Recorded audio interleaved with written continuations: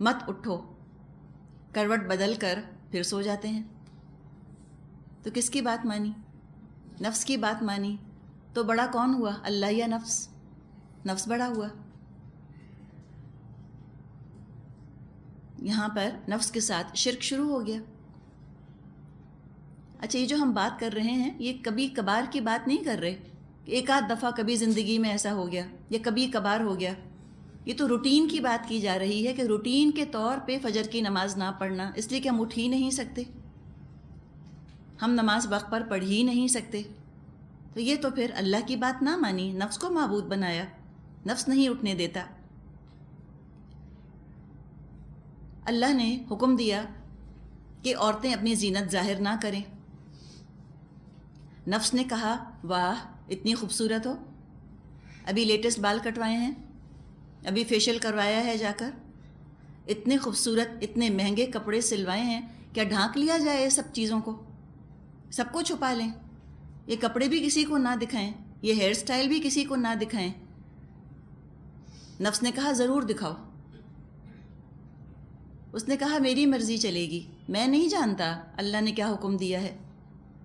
ہو سکتا ہے کہا ہو اللہ نے وَلَا تَبَرَّجْنَا تَبَرُّجَ الْجَاهِلِيَّةِ الْأُولَىٰ کہ زمانے جاہلیت کی عورتوں کی طرح اپنی سج دج دکھاتی مت پھرو۔ اللہ کہتا ہے تو کہے، میں کہہ رہا ہوں کہ تم ڈسپلے کرو، میرا حکم چلے گا۔ نفس کی بات مان لی، اللہ کی بات نہ مانی، نفس کو پریفر کیا، اللہ کی بات کو ڈیفر کر دیا، تو کون معبود ہوا؟ نفس معبود ہوا۔ اس طرح نفس کی تابعداری شروع کر دی، حالانکہ اللہ نے بتا دیا ہے قرآن میں کہ ان النفس لامارۃ بالسوء، بے شک نفس تو بہت زیادہ حکم دینے والا ہے برائی کا۔ اب ایک طرف نفس حکم دیتا ہے برائی کا، دوسری طرف اللہ تعالیٰ پکارتا ہے بھلائی کی طرف، تو بہتر ہے کہ انسان اللہ کی بات سنے۔ اور یہ جو نفس کے ساتھ کی کشمکش ہے، یہ زندگی بھر کی کشمکش ہے، زندگی بھر کا جہاد ہے۔ اس نفس کو قابو کر کے رکھنا، اس کو لگام ڈال کے رکھنا آسان نہیں ہے، اور اس پر لگام صرف اور صرف قرآن کے ذریعے سے پڑ سکتی ہے، صرف قرآن کے ذریعے سے ڈالی جا سکتی ہے۔ آپ آزما کر دیکھیں گی، جب تک آپ قرآن کے قریب ہیں نفس پر قابو پانا نسبتاً آسان ہے بڑا مزور گھوڑا، کوئی شک نہیں، لیکن جب قرآن کے ساتھ لگا رہتا ہے انسان تو نفس کو پھر بھی تھوڑا ہم ٹیم کر لیتے ہیں نا۔ قرآن سے جب دور ہٹتا ہے انسان، پھر آپ دیکھیں ذرا اس کی سرکشی، ایسا یہ بغاوت پر آمادہ ہوتا ہے، یوں ہے جیسے کہ ایک سوار ہے جو گھوڑے پر ہے۔ سوار جب تک گھوڑے کو قابو میں رکھتا ہے، سوار بھی سلامت رہتا ہے، گھوڑا بھی سلامت رہتا ہے۔ لیکن اگر گھوڑا سوار کو گرا دے تو بتائیے سوار کا کیا حال ہوگا؟ پھر تو جہاں گھوڑا جائے گا سوار کو گھسیٹے گا اپنے ساتھ، اور سوار کی ہلاکت ہی ہلاکت ہے۔ اسی طرح جب نفس ہم پہ سوار ہو جاتا ہے تو وہ ہمیں ہلاک کر دیتا ہے، وہ ایسا ڈریگ کرتا ہے ہم کو، جہاں چاہتا ہے ہمیں لے جاتا ہے پکڑ کے، اس لیے کہ لگام ہمارے پاس نہ رہی، اب نفس ہمارے قابو میں نہ رہا، ہم نفس کے قابو میں چلے گئے، اس سے پھر دست مسائل پیدا ہو جاتے ہیں۔ تو یہ نفس کی محبت ہے جو کہ انسان کو بعض دفعہ پچھاڑ دیتی ہے، شرک میں لے جاتی ہے۔ دوسری چیز جو کہ شرک فی الحب کا باعث بنتی ہے وہ ہے دوسرے انسانوں کی محبت۔ سورۃ التوبہ آیت 24 میں اللہ تعالیٰ نے فرمایا ہے قُلْ إِنْ كَانَ آبَاؤُكُمْ وَأَبْنَاؤُكُمْ وَإِخْوَانُكُمْ وَأَزْوَاجُكُمْ وَعَشِيرَتُكُمْ، اے نبی صلی اللہ علیہ وسلم ان سے کہہ دیجئے اگر تمہارے باپ اور تمہارے بیٹے اور تمہارے بھائی اور تمہاری بیویاں اور تمہارا کنبہ، یہ 5 محبتیں گنوا دی گئیں، اور دیکھا جائے تو دنیاوی علائق میں، دنیاوی تعلقات میں یہی 5 محبتیں ہوتی ہیں۔ ان 5 رشتوں کا نام لے کے تمام رشتوں کو سمیٹ لیا گیا، اور اس کے علاوہ 3 محبتیں اور گنوائی گئی ہیں، وَأَمْوَالٌ اقْتَرَفْتُمُوهَا وَتِجَارَةً تَخْشَوْنَ كَسَادَهَا وَمَسَاكِنُ تَرْضَوْنَهَا، اور وہ مال جو تم نے کمائے ہیں اور وہ تجارت جس کے کہ مندی کا، جس کے نقصان کا تم کو اندیشہ ہوتا ہے، اور وہ گھر جن سے کہ تم محبت کرتے ہو. یہ مال کی محبت گنوا دی گئی.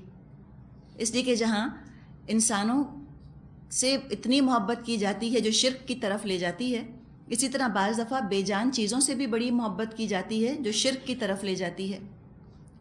تو یہ 5 انسانوں کی محبتیں اور یہ 3 چیزوں کی محبتیں سب گنوا دی گئیں.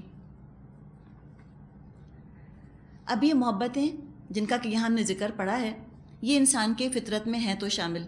سورۃ آل عمران میں ہم نے پڑھا تھا زُيِّنَ لِلنَّاسِ حُبُّ الشَّهَوَاتِ مِنَ النِّسَاءِ وَالْبَنِينَ وَالْقَنَاطِيرِ الْمُقَنطَرَةِ مِنَ الذَّهَبِ وَالْفِضَّةِ وَالْأَنْعَامِ وَالْحَرْثِ. یہ محبتیں تو رہیں گی دل کے اندر کہ اللہ تعالیٰ نے کھبا دی ہے انسانوں کے دلوں میں محبت عورتوں کی اور بیٹوں کی اور ڈھیر لگے ہوئے خزانوں کی، سونے کی اور چاندی کی اور کھیتی کی اور مختلف جانوروں کی. تو یہ محبتیں تو ہیں، یہ اچھی لگتی ہیں انسان کو. انسان ضرور محبت کرے ان سے. وہ دل تو بالکل ویران دل ہے جس میں کہ کوئی محبت ہی نہ بستی ہو. انسان کی ضرورت ہے کہ ہم کسی سے محبت کریں اور کوئی ہم سے محبت کرے. ضرور محبت کیجیے، جائز محبت کیجیے. شریعت نے بہت گنجائش رکھی ہے اس کی. والدین سے محبت کیجیے، والدین کی اطاعت کیجیے، ضرور کیجیے. اسی طرح شوہر بیوی کا رشتہ ہے، شوہر سے محبت کیجیے. والدین پر محبت بھری نظر ڈالنا ایک مقبول حج کا ثواب ملتا ہے. ضرور ماں باپ سے محبت کیجیے. آپ ماں باپ سے محبت کر رہی ہیں، شریعت کے دائرے کے اندر اللہ بھی راضی ہے، والدین بھی راضی ہیں، آپ بھی خوش ہیں. جو آپ کے اندر کریونگ ہے محبت کرنے کی پوری ہو رہی ہے. اسی طرح شوہر ہے، شوہر سے محبت ہے. الحمدللہ زندگی کو نہایت خوبصورت بنانے والی چیز ہے کہ شوہر بیوی آپس میں ایک دوسرے سے محبت کریں. شریعت کے اندر بہت گنجائش اللہ نے رکھی ہے کہ شوہر بیوی ایک دوسرے سے محبت کریں. حدیث میں آتا ہے کہ جب شوہر گھر آتا ہے اور شوہر اور بیوی ایک دوسرے کو دیکھ کر مسکراتے ہیں تو اللہ تعالیٰ ان دونوں پر رحمت کی نظر ڈالتا ہے. الحمدللہ بہت اچھی چیز ہے. ہار سنگھار کیجیے شوہر کے لیے، اللہ نے منع نہیں کیا. آپ بھی راضی، شوہر بھی راضی، اللہ بھی راضی، سب راضی ہیں. لیکن امتحان آتا ہے کہ جب ہم جس سے محبت کرتے ہیں وہ اللہ سے محبت نہ کرے اور وہ ایسی باتوں کا حکم دے جن سے اللہ نے منع کیا. اب 2 محبتوں کا ٹکراؤ شروع ہو گیا. 2 محبتیں ٹکرا رہی ہیں، کلیش کر رہی ہیں ایک دوسرے سے. ایک اس شخص کی محبت، ایک اللہ کی محبت. وہ شخص کہتا ہے یہ کرو، اللہ کہتا ہے مت کرو. اب اگر واقعی اللہ اکبر ہے، اگر واقعی لا الہ الا اللہ کو سمجھ گئے تھے، لا الہ الا اللہ، کوئی معبود نہیں سوائے اللہ کے، الہ تو بس اللہ ہی ہے جس سے والہانہ محبت کرنی چاہیے، تو انسان کہے گا لا ودود الا الودود، کوئی کسی کی محبت نہیں ہے سوائے اللہ کی محبت کے. یہ ہے نا اللہ اکبر، اللہ کی محبت سب سے بڑی ہو جائے. جب یہ ہوگا جس کی محبت بڑی ہوگی وہی جیتے گی، یا دوسرے الفاظ میں حقیقی محبت جس سے ہوگی وہی جیتے گی، اور جو محبت کے نام پر دھوکا تھا وہ ہار جائے گا. جب کلیش ہوتا ہے تب پتہ چلتا ہے حقیقت کیا ہے. حقیقی معبود کون ہے، مجازی معبود کون ہے. اگر واقعی اللہ کو حقیقی معبود بنایا ہے، اور اللہ ہے ہی الحق، لا موجود الا اللہ، لا مقصود الا اللہ، لا محبوب الا اللہ، حقیقت ہے. اگر واقعی یہ سمجھ گئے ہیں سب سے بڑی کائنات کی حقیقت، چوائس مشکل نہیں ہوگی. انسان کو پتہ ہوگا کہ میں ہر محبت قربان کر سکتا ہوں اللہ کی محبت بچانے کے لیے، تو وہ اللہ کی محبت کو ترجیح دے گا. اب یہاں پر ٹیسٹ آ جائے گا. اللہ نے کہا ہے نماز پڑھو، شوہر کہتا ہے نماز مت پڑھو، اللہ کی بات مانی جائے گی. اب اس میں یہ ہوگا کہ شوہر ناراض ہوگا، اللہ راضی ہوگا. تو مومن کی زندگی میں یہ مقام تو آ سکتا ہے کہ خود بھی راضی ہو، لوگ بھی راضی ہوں، اللہ بھی راضی ہو. ایک دوسرا مقام بھی آ سکتا ہے کہ لوگ ناراض ہوں، خود بھی پریشان ہو لیکن اللہ راضی ہو۔ تیسرا مقام کہ لوگ راضی ہوں، خود بھی راضی ہو اور اللہ ناراض، یہ مقام نہیں آ سکتا۔ یہ مقام مومن کی زندگی، موحد کی زندگی میں نہیں آ سکتا۔ خود راضی اور لوگ بھی راضی لیکن اللہ ناراض، یہ مقام صرف مشرک کی زندگی میں آتا ہے کہ خود راضی ہے اور لوگ بھی راضی ہیں اور اللہ ناراض ہے۔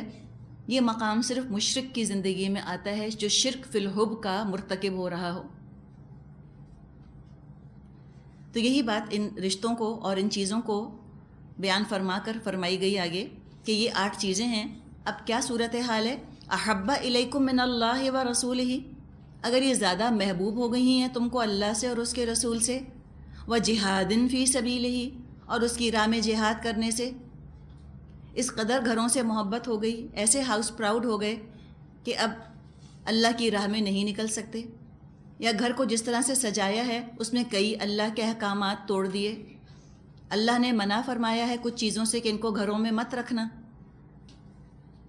انہی سے گھروں کو سجا دیا اس لیے کہ جو فیشن چل رہا ہے اس کا لازمی تقاضا ہے۔ تو اس طرح سے گھروں کو سجایا، یا گھروں کے اندر وہ کام شروع کر دیے جن سے اللہ نے منع فرمایا ہے۔ گھروں کے اندر معصیت ہو رہی ہے، ایسے ڈنرز ہیں یا ایسی پارٹیز ہیں جن میں اللہ کے احکامات ٹوٹ رہے ہیں، عورت مرد سب مل جل کر بیٹھے ہیں، یا میوزک پارٹیز ہو رہی ہیں، غزل ایوننگز ہو رہی ہیں، میوزیکل ایوننگز، یا الکوہل شراب سرو کی جا رہی ہے۔ ان تمام چیزوں سے اللہ نے منع کیا۔ اللہ نے گھر دیا اور اللہ کے گھر میں بیٹھ کے اللہ کی نافرمانی، کیسے اللہ کو پیار آئے گا انسانوں کے اوپر؟ یہ اینٹ پتھر اور یہ سیمنٹ اتنا پیارا ہو گیا کہ اللہ کو بھول گئے۔ تو اگر ان چیزوں کی محبت بڑھ گئی ہے، جہاد کے لیے نہیں نکل سکتے، کیوں؟ کہیں کاروبار کا نقصان نہ ہو جائے، گھر نگلیکٹ نہ ہو جائے۔ تو فرمایا ٹھیک ہے، اگر یہ حال ہے، احب ہو گئی ہیں یہ چیزیں تم کو، حب میں پرابلم نہیں ہے، محبت کرو، احب کے اندر پرابلم ہے، زیادہ پیاری ہو گئی ہیں تم کو اللہ سے، اللہ کے رسول سے اور اس کی راہ میں جہاد کرنے سے، تو فرمایا فَتَرَبَّصُوا، تو جاؤ انتظار کرو، حَتَّى يَأْتِيَ اللَّهُ بِأَمْرِهِ، یہاں تک کہ اللہ اپنا فیصلہ لے آئے۔ وَاللَّهُ لَا يَهْدِي الْقَوْمَ الْفَاسِقِينَ، اللہ فاسقوں کو ہدایت نہیں دیتا۔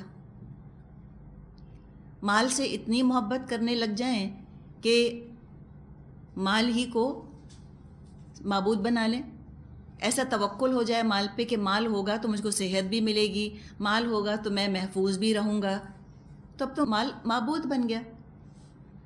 حلال سے آتا ہے تو آئے، حرام سے آتا ہے تو آئے، اللہ کے احکامات کو پسے پشت ڈال کر مال حاصل کیا، شرک ہو گیا۔ مال سے اتنی محبت کی، اللہ سے بڑھ کے اس سے محبت شروع کر دی۔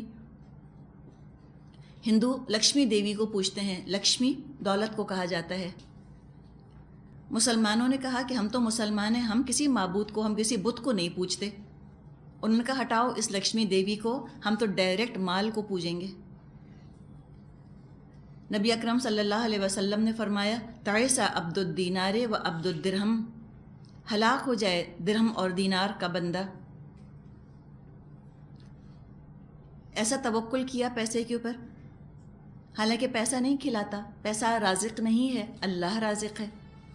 پیسہ شافی نہیں ہے، اللہ شافی ہے۔ پیسہ ولی نہیں ہو سکتا، اللہ ولی ہوتا ہے۔ حاجت پورے کرنے والا اللہ ہے، وہاب اللہ ہے، اللہ دیتا ہے، پیسہ تھوڑی دیتا ہے۔ یہ انسان دماغ میں بٹھا لے تو پیسہ ضرورت کے کام تو آئے گا، مقصد نہیں بنے گا، معبود نہیں بنے گا۔ سب سے انسان محبت کرے، سب کو ان کا حق دے۔ خود اللہ تعالیٰ نے فرمایا ہے کہ رشتہ داروں کو ان کا حق دے دو۔ مسئلہ کیا ہوتا ہے کہ جب رشتہ دار اللہ سے محبت کرنے والے نہیں ہوتے تو وہ یہ کہتے ہیں کہ اللہ کے حصے کی محبت بھی ہم سے کرو، اللہ کا حق اللہ کو مت دو۔ تو اللہ رشتہ داروں کا حق نہیں چھینتا، لیکن رشتہ دار بعض دفعہ اللہ کا حق چھیننے کی کوشش کرتے ہیں، اپنے حق سے بڑھ کر وہ مانگنے لگتے ہیں۔ ایسے میں انسان محتاط ہو جائے۔ مال سے بہت محبت کریں گے اور رشتہ داروں سے بہت محبت کریں گے اللہ سے بڑھ کر، تو یہ محبتیں کمزوری بن جائیں گی، مجبوری بن جائے گی، خوشی سے زیادہ غم کا سبب بن جائیں گی یہ محبتیں۔ اللہ سے بڑھ کر جو ان سے ہم محبت کرتے ہیں، مال سے اتنی محبت کی اللہ سے بڑھ کے، یہ انسیکیورٹی کا سبب بنتی ہیں چیزیں، بے چین رکھتی ہیں انسان کو۔ ان تمام چیزوں کو اللہ کی محبت کے تابع رکھیں، یہ سکون کا سبب بنیں گی، بہتری کا سبب بنیں گی۔ یہ تو جو ہم نے ذکر کیا شرک فی الحب کا، انسانوں کے ساتھ، نفس کے ساتھ، مال کے ساتھ، یہ تو قدیم ہے، چلتا چلا آ رہا ہے۔ جدید دور میں چند اور چیزوں کا اضافہ ہوا ہے۔ کچھ آئیڈیالوجیز کو پیش کیا گیا۔ کوئی ادارہ، کوئی آئیڈیالوجی وہ اتنی محبوب ہو جائے جتنا کہ اللہ ہے، اور یہ 19ویں صدی 20ویں صدی میں یہ چیز شروع ہوئی ہے۔ آغاز ہوا ہے وطن کے نام پر، وطن پرستی، وطن پرست کہا جاتا ہے، وطن پرست، وطن کو پوجنے والا۔ وطن کے نام پر لوگوں کو جمع کرنے کی کوشش کی گئی، اور وطن کو ہدف بنا دیا گیا، ٹارگٹ بنا دیا گیا تمام کوششوں کا، تمام سٹرگلز کا۔ وطن اتنا محبوب ہو جائے جتنا کہ اللہ ہے، وطن کے لیے قربانی، وطن کے لیے کرنا، وہ کام کر جانا جس سے کہ وطن کو فائدہ پہنچے، چاہے اللہ کے احکامات ٹوٹتے ہوں۔ اللہ کے احکامات کے اندر اندر رہتے ہوئے وطن سے ضرور محبت کی جائے، لیکن وطن ایسا پیارا ہو جائے کہ اللہ کے احکامات کو توڑنا شروع کر دیں، اللہ ہی سے دشمنی کرنا شروع کر دیں وطن کی خاطر۔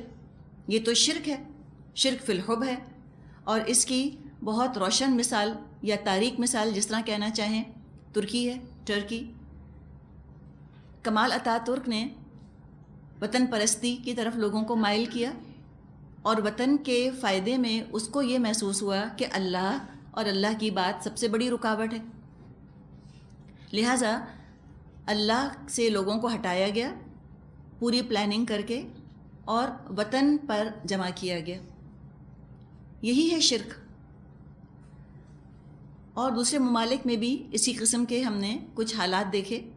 سمبل کے طور پہ کسی ایک شخصیت کو پہلے ابھارا گیا، مثلا جیسے کہ اسٹالن ہے، اس کو ابھارا گیا، یا ماؤ زیتونگ کا 80 گز کا انہوں نے مجسمہ بنا کر رکھ دیا تھا، 80 یارڈز، سوچیں کتنا بڑا ہوگا، تاکہ اس کی ہیبت لوگوں کے دل میں بیٹھ جائے۔ مقصد یہ تھا کہ سب ایک شخص سے محبت کریں گے تو سب پھر جڑے رہیں گے وطن کی محبت کے لیے بھی۔ تو ہیرو ورشپ جس کو ہم کہتے ہیں، پرسنالٹی کلٹس اس طرح سے بنائے گئے،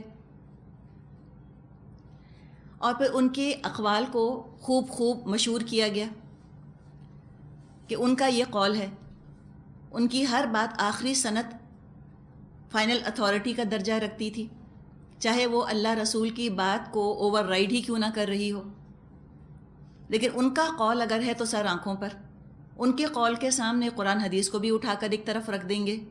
تو یہی ہے شرک فی الحب، اللہ سے زیادہ ان سے محبت کرنے لگ گئے، اور باقاعدہ کیمپین چلا کر کچھ لوگوں کی عقیدت اور محبت اور عظمت دلوں میں رچا بسا دی۔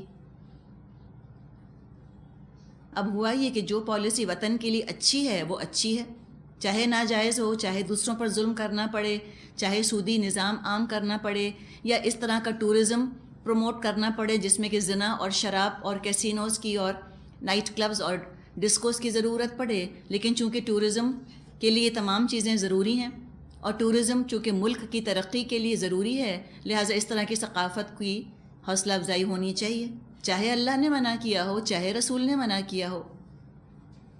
تو اب معبود اللہ تو نہ رہا، معبود وطن بن گیا۔ تو وطن کی محبت، وطن کی عظمت ایک حد میں رہے، بہت اچھی بات ہے، لیکن جب وطن معبود بن گیا تو شرک شروع ہو گیا۔ اور یہ بات علامہ اقبال بہت پہلے پہچان چکے تھے۔ مسلمان امت کے کٹنے کا ایک سبب قومیتیں بھی ہیں، قوم پرستی یا وطن پرستی۔ اس پر انہوں نے کہا، علامہ اقبال نے، کہ مسلم نے بھی تعمیر کیا اپنا حرم، اور تہذیب کے آزر نے ترشوائے صنم، اور ان تازہ خداؤں میں بڑا سب سے وطن ہے، جو پیرہن ہے اس کا وہ مذہب کا کفن ہے۔ مسلمان امت کٹ گئی ہے، بٹ گئی ہے ملکوں کے اندر، یہ وطن پرستی کی وجہ سے۔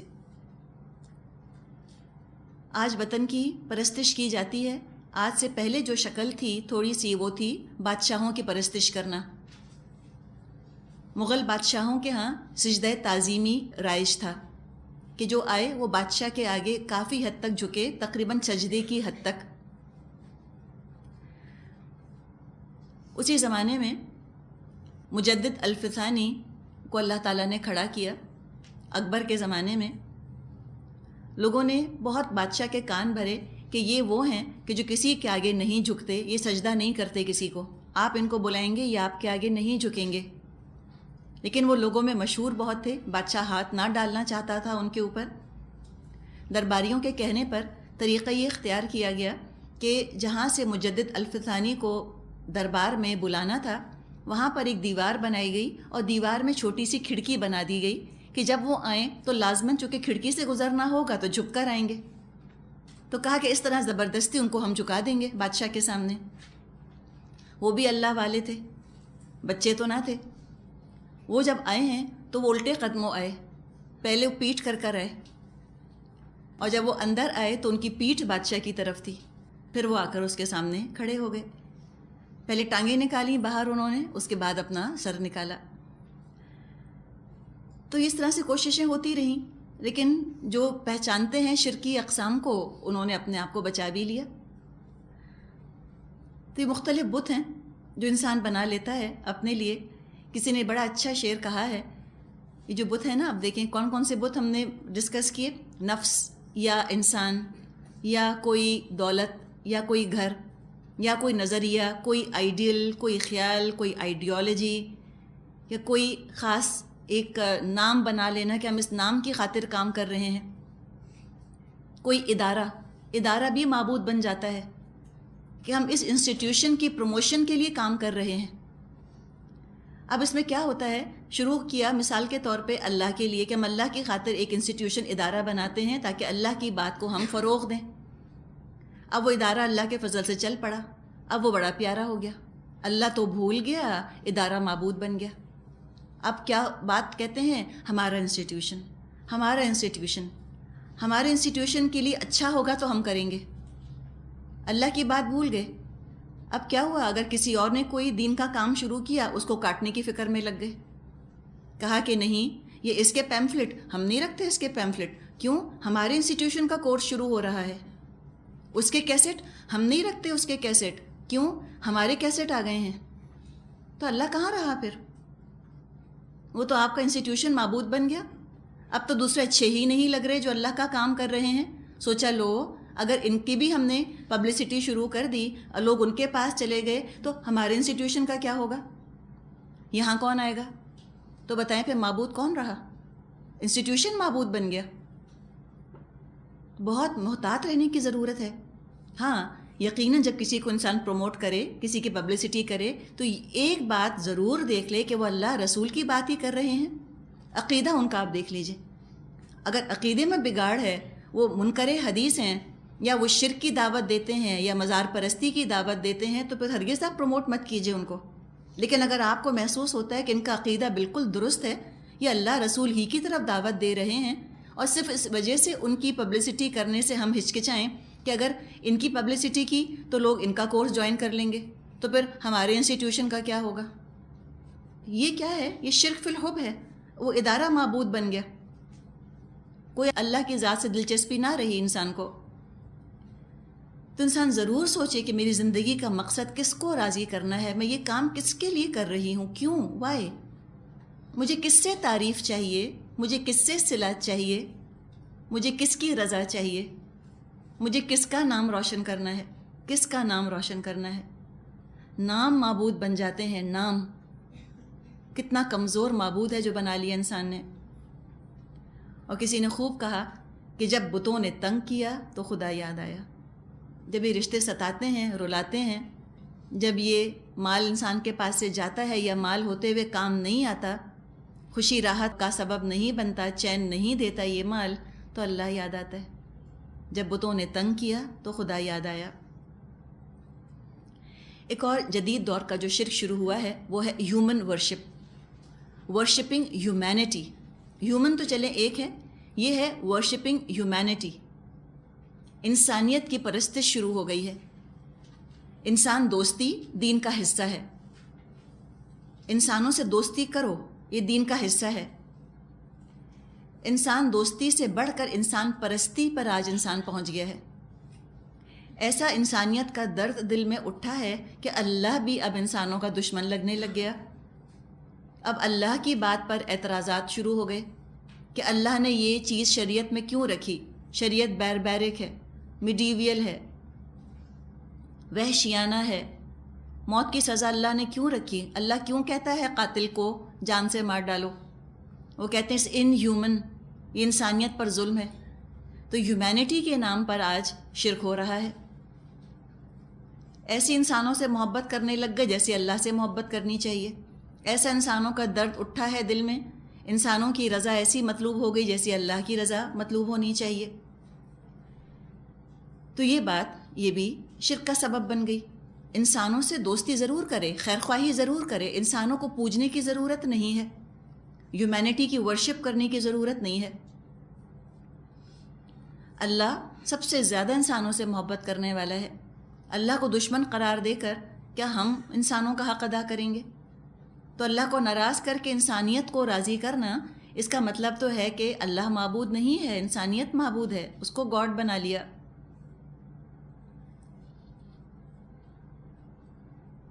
اسی طرح کچھ لوگ مرشدوں کے پاس جاتے ہیں، پیروں کے پاس جاتے ہیں، کوئی حرج نہیں، ضرور جائیں. لیکن اگر کسی پیر مرشد کی بات اللہ رسول کی بات سے ٹکرا رہی ہے تو ان کی بات پھر نہیں ماننی. یہ ہوا شرک فی الحب، اس پر کچھ بات ہم نے کی. نبی اکرم صلی اللہ علیہ وسلم کی ایک دعا تو ابھی ہم نے ڈسکس کی. یہ ایک اور دعا آتی ہے.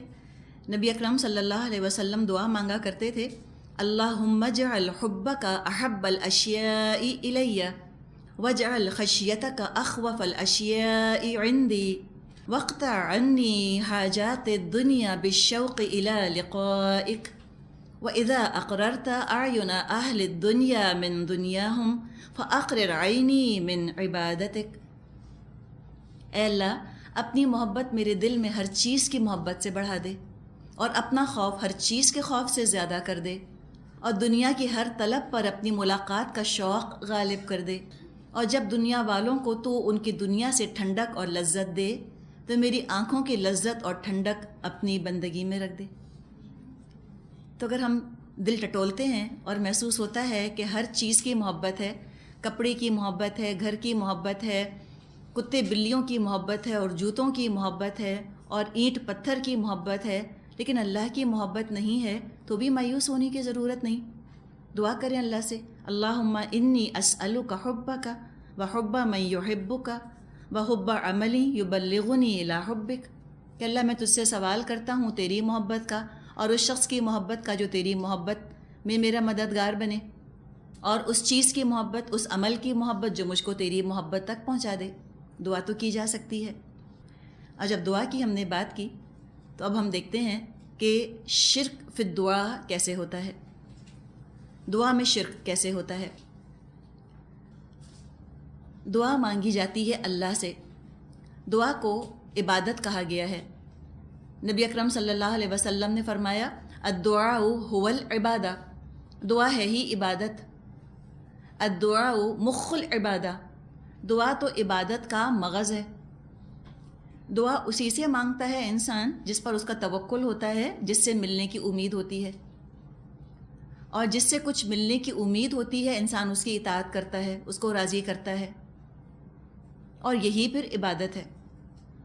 جس سے انسان دعا مانگتا ہے وہی اس کا معبود ہوتا ہے. دعا کے دو معنی ہیں. ایک یہ ہے دعا پکارنا، مدد کے لیے بلانا کسی ایسی ہستی کو جو کہ موجود ہو اور سامنے نظر آتی ہو، یا عالم الشہادہ کے اندر ہو.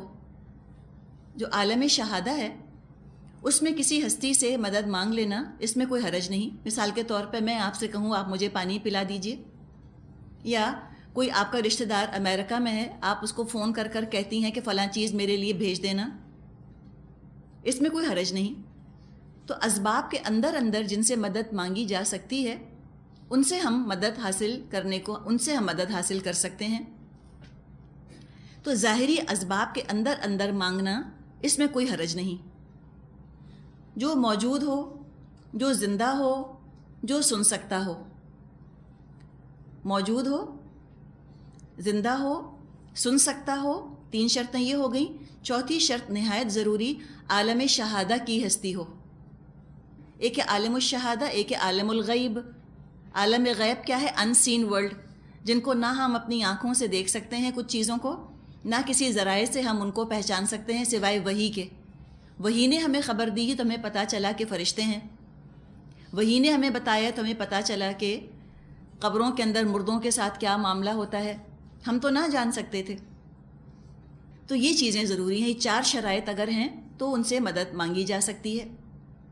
لیکن کسی ایسی ہستی کو نہیں پکارا جا سکتا دعا میں جو کہ موجود ہی نہ ہو۔ مثال کے طور پہ کوئی کہتا ہے لکشمی دیوی مجھ کو یہ دے دے، یا لات یا عزا، اس کا وجود ہی نہیں، اس سے کیا مانگتے ہیں؟ کسی ایسی ہستی کو پکارا جس کا وجود ہی نہیں، صرف نام ہے، تو یہ شرک فی الدعا ہو گیا۔ کوئی پکارتا ہے گنیش مہاراج، شرک فی الدعا ہو گیا۔ دوسرے، اگر کسی مردے کو کوئی پکارتا ہے، یہ بھی شرک فی الدعا ہو گیا۔ جو شخص دنیا میں تھا اب وہ دنیا سے چلا گیا، چاہے وہ کتنا بھی بڑا ولی، کتنا بھی بڑا نبی، کتنا بھی بڑا صحابی کیوں نہ ہو، اگر مردے کو پکارا یہ شرک فی الدعا ہو گیا۔ کوئی دعا کرتا ہے یا محمد مجھ کو یہ دے دیجئے صلی اللہ علیہ وسلم، شرک فی الدعا ہے۔ کوئی پکارتا ہے یا علی رضی اللہ عنہ مدد کیجئے، شرک فی الدعا ہو گیا۔ کوئی عبد القادر جیلانی کو یا خواجہ معین الدین چشتی کو پکارتا ہے، کہتا ہے یا غوث پاک، یا حاجت روا، یا مشکل کشا، اور کسی مردہ کو پکارتا ہے، شرک فی الدعا ہو گیا۔ اسی طرح جو ہستیاں سن نہیں سکتی، مثال کے طور پہ بت سامنے رکھے ہیں، ان کو پکارنا، ان سے مانگنا، شرک فی الدعا ہے۔ اسی طرح کوئی ہستی اللہ کے علاوہ جو عالم الغیب کی ہے، اس کو پکارنا، شرک فی الدعا ہے۔ مثال کے طور پہ ہمارے ساتھ فرشتے ہیں کرامن کاتبین، یہ زندہ بھی ہیں، موجود بھی ہیں، سن بھی سکتے ہیں، 3 شرطیں تو پوری ہو رہی ہیں، پھر ہم انہیں کیوں نہیں پکار سکتے؟ ہم کیوں نہیں دعا کر سکتے کہ یا کرامن کاتبین مجھ کو فلاں چیز دے دیجئے؟ یہ عالم شہادہ کی چیز نہیں ہے، اس لیے عالم الغیب کی ہیں۔ تو فرشتے تو میرے ساتھ ہیں، زندہ ہیں، موجود ہیں، سن سکتے ہیں، قرآن کی گواہی ہے کہ تمہارے ساتھ جو ہیں کرامن کاتبین ہیں، تب بھی ہم ان کو نہیں پکار سکتے۔ کیوں؟ اس لیے کہ وہ ہمیں آنکھوں سے نظر نہیں آتے، اور ہم کسی بھی طرح ان کا وجود اپنی عقل سے ثابت نہیں کر سکتے۔ وہ تو وحی نے ہمیں بتایا کہ فرشتوں کا وجود ہے، تو لہٰذا اسی طرح ہم فرشتوں کو نہیں پکار سکتے۔ ہم کسی قبر والے کو نہیں اسی لیے پکار سکتے۔ اللہ تعالیٰ نے فرمایا ہے لا تدعوا مع اللہ احدا، سورہ جن میں آتا ہے آیت نمبر 18 میں، کہ اللہ کے ساتھ تم کسی کو مت پکارو۔ عالم الغیب میں سے صرف اللہ کو پکار سکتے ہیں۔ اگر کوئی کہتا ہے بھر دے جھولی میری یا محمد، یا کوئی کہتا ہے بے کس پہ کرم کیجئے سرکار مدینہ، یہ شرک فی الدعا ہے۔ پکارنا صرف اللہ کو ہے، صرف اللہ سے مانگنا ہے۔ اور یہ تمام جو دعائیں آپ کو قرآن میں ملیں گی، آپ کو ان کا یہی انداز نظر آئے گا۔ جو مسنون دعائیں ہیں نبی اکرم صلی اللہ علیہ وسلم سے ہم تک پہنچی ہیں، ان میں بھی آپ کو یہی انداز نظر آئے گا، اللہم، اللہ، ربی، ربنا، اسی سے وہ دعائیں شروع ہوتی ہیں، اللہ ہی کو پکارا گیا ہے۔ تو یہ ہے شرک فی الدعا۔ اب ایک اور شرک کی قسم، اس پر ہم تھوڑی سی بات کرتے ہیں، وہ ہے شرک فی الاخلاص، یعنی خلوص کے ساتھ اللہ کی عبادت نہ کی جائے، اس میں ریاکاری شامل ہو جائے، بجائے کہ اللہ کو راضی کرنے کے لیے کوئی کام کیا جائے، کسی کو دکھانے کے لیے کام کرنا شروع کر دے انسان، کسی اور مقصد سے نیکیاں شروع کر دے، مقصد اللہ کی رضا نہ رہے، مخلوق کی رضا بن جائے۔ نیکیاں کرنے سے مقصد اللہ کی تعریف نہ رہے بلکہ اپنی تعریف کروانا مقصد بن جائے۔ کوئی کام اللہ کے لیے بھی کیا جائے اور کسی اور مقصد کے لیے بھی کیا جائے۔ مثال کے طور پہ نماز پڑھ رہے ہیں، اب اتنے میں کوئی کمرے میں داخل ہو گیا، وہ جو 2-3 سیکنڈ کا سجدہ تھا اس کو بڑھا کر 5 سیکنڈ کا کر دیا اس لیے کہ کوئی دیکھ رہا ہے۔ اب یہ شرک ہو گیا، شرک فی الاخلاص۔ 3 سیکنڈ کا سجدہ اللہ کے لیے تھا اور جو 2 سیکنڈ اس کو لمبا کیا وہ کس کے لیے تھا؟ وہ کسی کو دکھانے کے لیے تھا، تو یہ شرک ہو گیا، نیت میں تبدیلی آ گئی۔ تو شرک فی الاخلاص کا تعلق نیت سے ہے۔ اس معاملے میں انتہائی محتاط ہونے کی ضرورت ہے۔ نبی اکرم صلی اللہ علیہ وسلم نے فرمایا، من صلی یرائی فقد اشرکا، جس نے دکھاوے کی نماز پڑھی وہ شرک کر چکا، ومن صام یرائی فقد اشرکا، اور جس نے دکھاوے کا روزہ رکھا وہ تو شرک کر چکا، ومن تصدق یرائی فقد اشرکا، اور جس نے دکھاوے کے لیے صدقہ کیا وہ تو شرک کر چکا۔ تو یہ انٹرنلائز کیا جاتا ہے اس طرح کے شرک کو۔ یہ جو شرک فی الاخلاص ہے یہ پہچاننا سب سے مشکل کام ہے۔ کچھ تو نظر آنے والے بت ہوتے ہیں شرک کے، ان کو تو توڑ دینا بڑا آسان ہے، لیکن یہ جو بھی ہم نے باتیں کی ہیں، شرک فی الاطاعت، شرک فی التوکل، شرک فی الحب، شرک فی الاخلاص، یہ تو پہچانا نہیں جاتا، اس کا کوئی بت نہیں ہوتا۔ شرک فی الدعا، یہ نظر نہ آنے والے بت ہیں، یہ دلوں کے اندر رکھے ہوئے ہوتے ہیں، ہم نے ان کو انٹرنلائز کر لیا ہے اور ان کو پہچاننا سب سے مشکل ہے، اور ان تمام میں بھی شرک فی الاخلاص کو پہچاننا مشکل ترین کام ہے۔ نبی اکرم صلی اللہ علیہ وسلم نے اس کے بارے میں فرمایا کہ جیسے کہ ایک تاریک رات ہے، کالی رات میں ایک کالا پتھر ہے، اس کالے پتھر پر ایک کالی چونٹی ہے، جیسے وہ نظر نہیں آتی اس طرح شرک فی الاخلاص کا پتہ نہیں چلتا۔ یہ اتنا سٹل ہے۔ اب بتائیں کتنے ہوں گے ہم میں سے جو اس میں ملوث نہ ہوں، کہ 70% اللہ کے لیے، 30% کسی اور کے لیے، یا 90% اللہ کے لیے، 10% کسی اور کے لیے۔ نبی اکرم صلی اللہ علیہ وسلم نے فرمایا، یہ مسند احمد میں حدیث ہے، ان اخوف ما اخاف علیکم الشرک الاصغر، کہ سب سے زیادہ مجھ کو جس چیز کا تم لوگوں کے بارے میں اے مسلمانوں ڈر ہے وہ ہے شرک اصغر، چھوٹا شرک۔ قالو، لوگوں نے عرض کیا، وما الشرک الاصغر یا رسول اللہ، شرک اصغر کیا ہوتا ہے اے اللہ کے رسول صلی اللہ علیہ وسلم؟ قال، آپ نے فرمایا، الریا، دکھاوا۔ تو آپ یہ سوچیں کہ اتنے سارے مختلف طریقے ہیں، اتنے سارے مختلف راستے ہیں جن کے ذریعے شرک زندگیوں میں شامل ہو جاتا ہے، بعض شعوری ہیں، بعض غیر شعوری، اور کوئی اگر ان تمام اقسام سے بچ جائے تو کتنا بڑا کریڈٹ ہے اس کا۔ کسی انسان کے لیے اس سے بڑی شاباش اور کیا ہو سکتی ہے اللہ کی طرف سے کہ اللہ تعالیٰ اس کے بارے میں فرما دے کہ وَمَا كَانَ مِنَ الْمُشْرِكِينَ، وہ مشرکوں میں سے نہ تھا۔ اکثر ابراہیم علیہ السلام کے نام کے ساتھ، ذکر کے ساتھ یہ آتا ہے۔ ہم جب پڑھتے ہیں ہم کہتے ہیں ہاں ابراہیم علیہ السلام کہاں شرک کرتے، لیکن اب جب ذرا سی ہم کو تھوڑی سی اویئرنیس ہوئی ہے، ہمیں ذرا تھوڑا سا شعور آیا کہ شرک کیسا کیسا ہوتا ہے، اب یہ کتنی بڑی شاباشی لگتی ہے۔ وَمَا كَانَ مِنَ الْمُشْرِكِينَ، شاید ہی ہم میں سے کوئی ہو جو اپنے بارے میں یہ کہہ سکتا ہو، شاید ہی ہم میں سے کوئی ہو جو اپنے بارے میں اللہ کی یہ گواہی برحق سمجھتا ہو کہ میں وہ ہوں کہ وَمَا كَانَ مِنَ الْمُشْرِكِينَ، میں ان میں سے ہوں جس نے کبھی شرک نہیں کیا۔ نہیں کہہ سکتے ہم۔ تو سوچیں ابراہیم علیہ السلام کیا ہستی تھے۔ ابراہیم علیہ السلام نے تو دعا کی تھی اللہ تعالیٰ سے کہ ربنا وجعلنا مسلمین لک ومن ذریتنا امتا مسلمۃ لک، کہ اللہ ہمیں اپنا فرما بردار بنا اور ایک امت ایسی اٹھا ہم میں سے جو تیری فرما بردار ہو۔ سورۃ ابراہیم میں ہم نے دعا پڑھی تھی ابراہیم علیہ السلام کی، انہوں نے کی تھی کہ اللہ مجھ کو تو اس شرک سے بچا، مجھ کو اور میری ذریت کو ان بتوں کی پرستش سے بچا لے۔ تو ابراہیم علیہ السلام جب شرک سے بچنے کی دعا کر سکتے ہیں تو ہمیں تو اور زیادہ کرنی چاہیے۔ شرک سے بچنے کا ایک طریقہ کہ انسان محتاط بہت رہے، بار بار اپنی نیت کو کھنگالے ٹٹولے، اور دوسرا یہ کہ شریعت اور سنت پر عمل درآمد کرتا رہے۔ شریعت اس کو شرک سے بچائے گی انشاءاللہ۔ شریعت کے اندر قرآن اور سنت دونوں شامل ہیں۔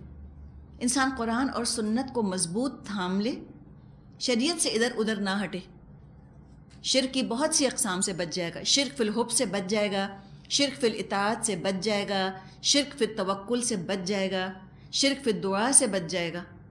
ان بہت سی چیزوں سے شریعت ہمیں بچا لیتی ہے۔ شریعت اتنا زبردست پروٹیکشن ہے۔ شریعت تو آئی اسی لیے ہے کہ ہم کو شرک سے نجات دے کر توحید کی پگڈنڈی پر لے آئے، توحید کی شاہراہ پر لے آئے۔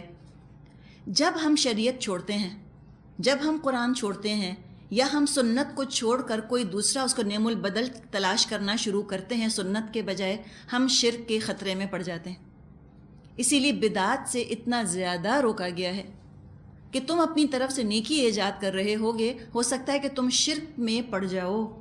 لہٰذا جو طریقہ اللہ کے رسول نے بتا دیا ہے اس کو کافی سمجھو، تم دین ایجاد مت کرو۔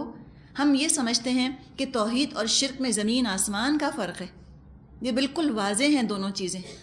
توحید اور شرک میں زمین آسمان کا فرق نہیں ہے، توحید اور شرک میں بہت معمولی سا فرق ہے، اور وہ فرق ہے اطاعت کا۔ آدم علیہ السلام کو فرشتوں نے سجدہ کیا، اگر انہوں نے اپنی مرضی سے یہ کام کیا ہوتا وہ شرک میں ملوث ہو جاتے، لیکن چونکہ انہوں نے آدم علیہ السلام کو جو سجدہ کیا اللہ کے حکم سے کیا، یہ عین توحید ہے۔ اتنا قریب ہے توحید اور شرک کا معاملہ۔ توحید اور شرک میں فرق کرنے والی چیز صرف اطاعت ہے۔ تبھی قرآن گونجتا ہے اطیعوا اللہ و اطیعوا رسول کی پکار سے کہ اے مسلمانوں اطاعت کرو، اطاعت کرو گے تو بچے رہو گے، اطاعت کرو گے تو بچو گے، اطاعت نہیں کرو گے تو نہیں بچ سکتے۔ تم اس قابل نہیں ہو کہ تم اپنے آپ کو شرک سے بچا لو، اللہ ہے جسے تم کو شرک سے بچایا ہے۔ اطاعت کرنے کے لیے لازمی چیز حکم ہے، حکم ہوگا تو اطاعت ہوگی، بغیر حکم کے تو اطاعت نہیں ہو سکتی۔ تو حکم کو فالو کرنا ضروری ہے۔ کتنا اللہ کا احسان کہ اس نے ہمیں احکامات دیے ہیں قرآن میں، اللہ کے احکامات ہم کو شرک سے بچاتے ہیں۔ اور انسان اللہ کی معرفت حاصل کرے اور اپنی نیت کو ضرور ٹٹولتا رہے۔ دوسروں کے بارے میں خوشگمان رہنا اچھی بات ہے، اپنے بارے میں تھوڑی سی بدگمانی اچھی ہوتی ہے۔ ذرا کس کے اپنا جائزہ لے، یہ کام میں کیوں کر رہی ہوں؟ تو نیت کا جائزہ لیتے رہنا، اس کا تزکیہ کرتے رہنا اچھی چیز ہے۔ اللہ کی معرفت حاصل کرے، اور اللہ کی معرفت حاصل ہوتی ہے اسماء حسنہ پر غور کرنے سے۔ جتنا اسماء حسنہ پر غور کریں گی، اللہ کی عظمت، اس کا جلال، اس کا مقام انسان کے ذہن میں روشن ہوتا چلا جاتا ہے، اور اللہ نے چاہا تو ان چیزوں کی وجہ سے ہم بھرپور کوشش کریں گے کہ ہم شرک سے بچ جائیں ان چیزوں کو استعمال کر کے۔ تو اللہ سے دعا ہے کہ اللہ تعالی ہم سب کو اس شرک کی لعنت سے محفوظ رکھے اور اس کو پہچاننے کی توفیق عطا فرمائے۔ ذرا سے ہم اسماء حسنہ سن لیتے ہیں۔ نحمدہ ونصلی علی رسولہ الکریم، اما بعد فاعوذ باللہ من الشیطان الرجیم، بسم اللہ الرحمن الرحیم، رب اشرح لی صدری ویسر لی امری واحلل عقدۃ من لسانی یفقہوا قولی، اللہم ارنا الحق حقا وارزقنا اتباعہ وارنا الباطل باطلا وارزقنا اجتنابہ، آمین یا رب العالمین۔ سورۃ بنی اسرائیل، آیت نمبر 23، 24، 25۔ فرمایا وَقَضَىٰ رَبُّكَ أَلَّا تَعْبُدُوا إِلَّا إِيَّاهُ